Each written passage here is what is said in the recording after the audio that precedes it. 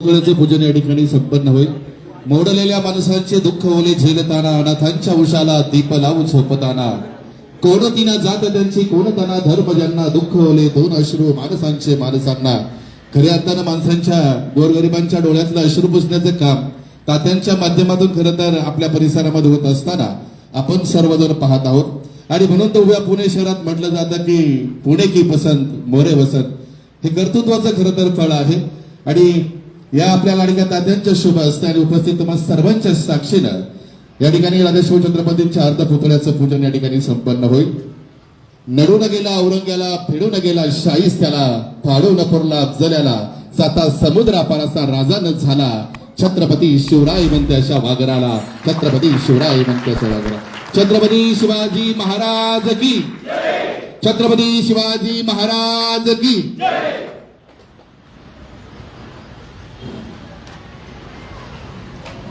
राजेश्वर छत्रपतींच्या अर्धपुतळ्याचं पूजन मान्यवरांच्या शुभ हस्ते आपण या ठिकाणी संपन्न केलेलं आहे।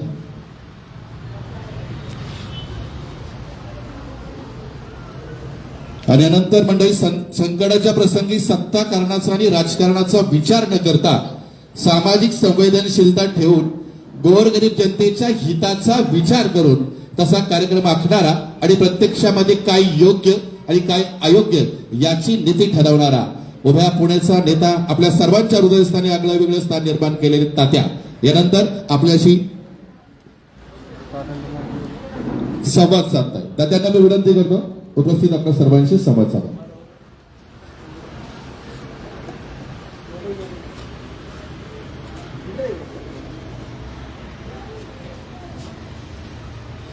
नमस्कार।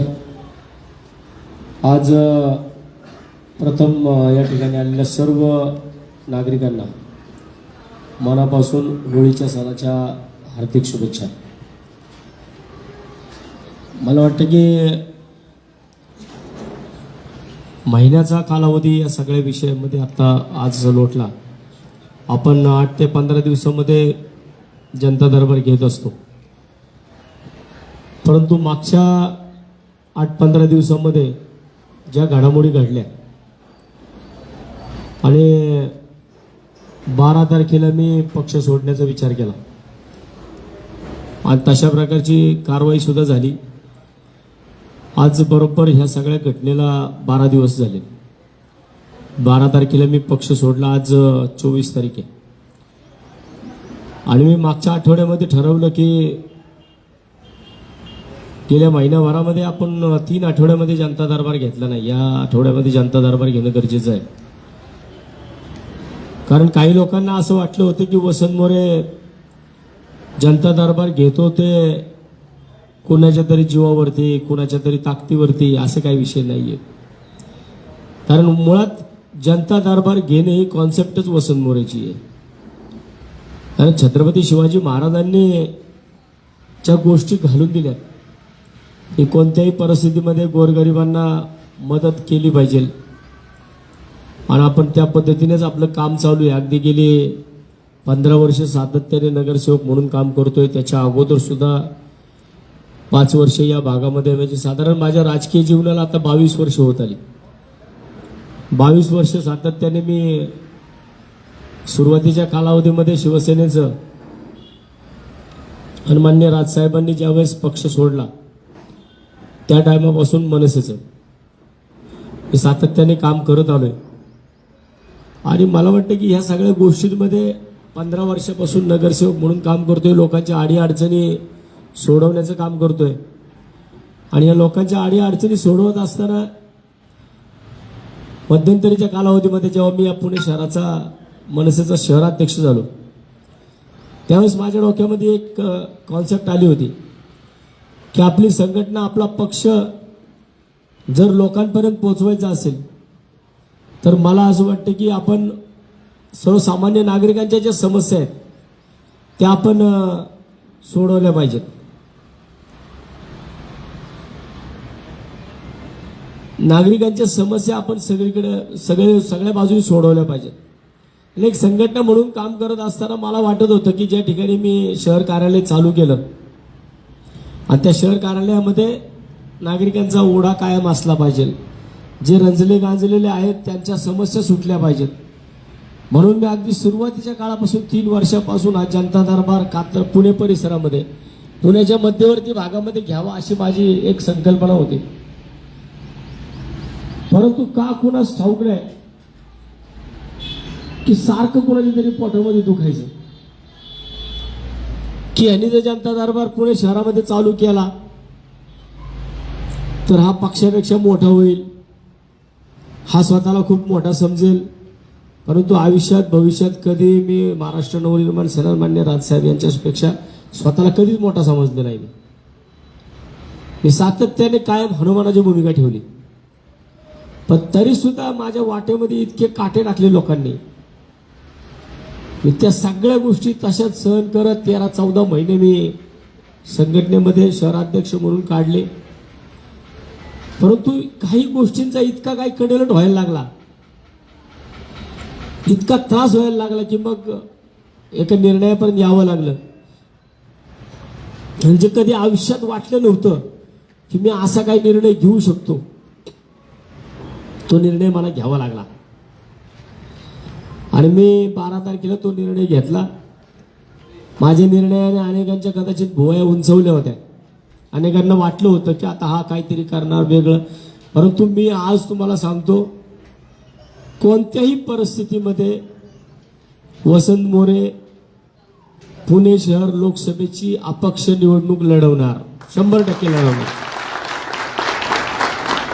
कारण आज मला माहिती आहे की ज्या पद्धतीने आज पुण्यामध्ये नाही तर महाराष्ट्रामध्ये जो काही एक प्रकारचा चिखल झालाय सगळा, जे पक्षांनी गोंधळ करून ठेवलेत, मी एक काहीतरी वेगळा प्रयोग करण्याचा प्रयत्न केला होता. मला वाटत होतं की जे काही पक्ष आहेत त्या सगळ्या पक्षांना कुठेतरी सांगून समजून काहीतरी पुण्यासाठी वेगळं करता येईल.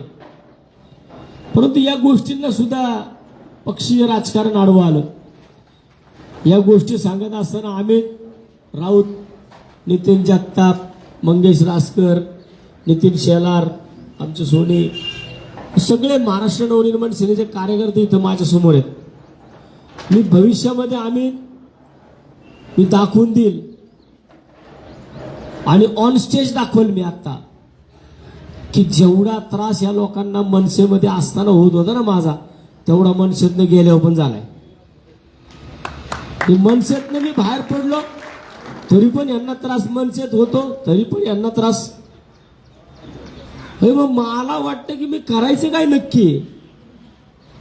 मी तर सर्वसामान्य नागरिकांचे प्रश्न, जनतेचे प्रश्न सोडवण्यासाठी मी नगरसेवक झालोय. लोकनेता म्हणून लोक मला म्हणतात, मला काय कुठल्या पक्षाने किंवा पक्षातल्या कुठल्या नेत्यांनी मला नेता केलेलं नाहीये. मला जनतेने नेता केले. मला जनता म्हणते वसंत मोरे नेता आहे म्हणून. मी कुणाची वाढ बघितली नाही. तेव्हा आज संपूर्णपणे लक्षात घ्या, एका बाजूला सगळे पक्ष आहेत, सगळे पक्ष एका बाजूला आहेत आणि पुण्यामध्ये वसंत मोरे एकट्या एका बाजूला आहे आता. आणि मला माहिती आहे, मला तुम्ही सगळे माझ्या पाठीमागे आहेत. तर मला कोणाच्या बापाला घाबरायची गरज नाहीये.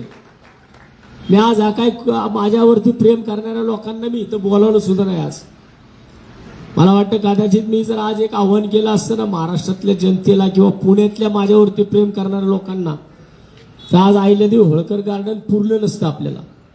परंतु माझा तो हेतू आज बाजूला गेला असता म्हणून मी आज जनता दरबार करता ज्या लोकांचे प्रश्न, कारण बघतोय मी अक्षरशः लोक वाट बघतात कधी एकदा वसंत मोरेची पोस्ट जनता दरबारची पडती. आता काल आपण टाकली आहे पोस्ट, कालच्याला मी फेसबुकला पोस्ट टाकली ना, आज एवढ्या मोठ्या प्रमाणात तुम्ही सगळेजण इकडे जमलात. म्हणजे हे काय मी काय प्री प्लॅन केलेल्या काही गोष्टी नाहीयेत.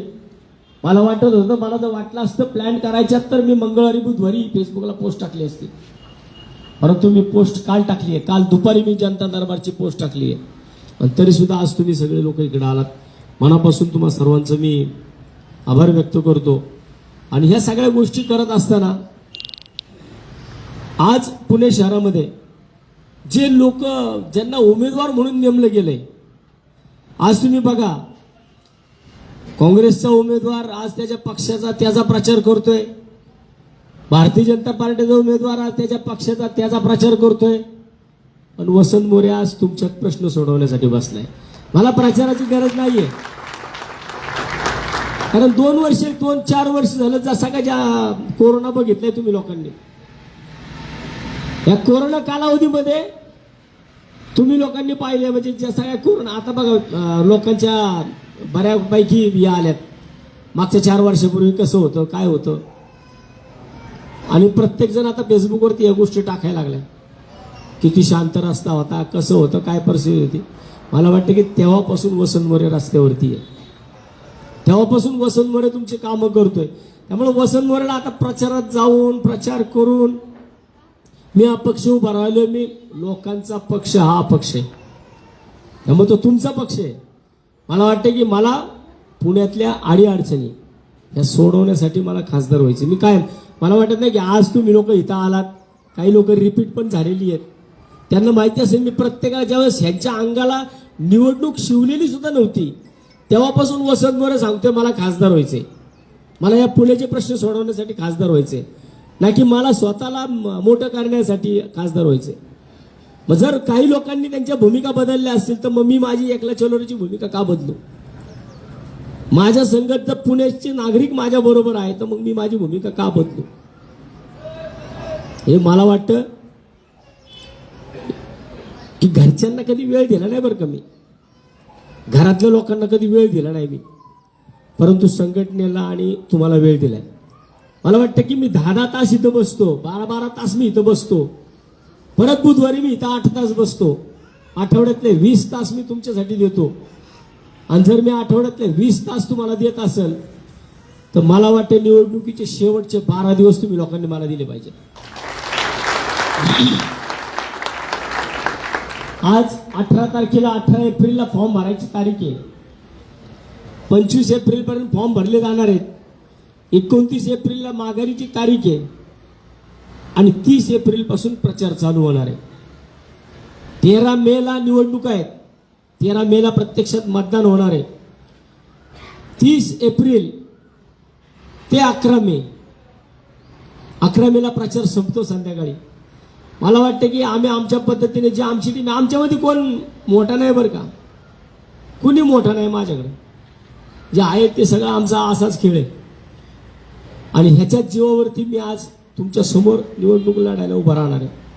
मला निवडणूक लढून स्वतःला मोठं करायचं नाही, परंतु जे स्वतःला मोठे समजतात ना त्यांना त्यांची जागा दाखवायची आहे मला.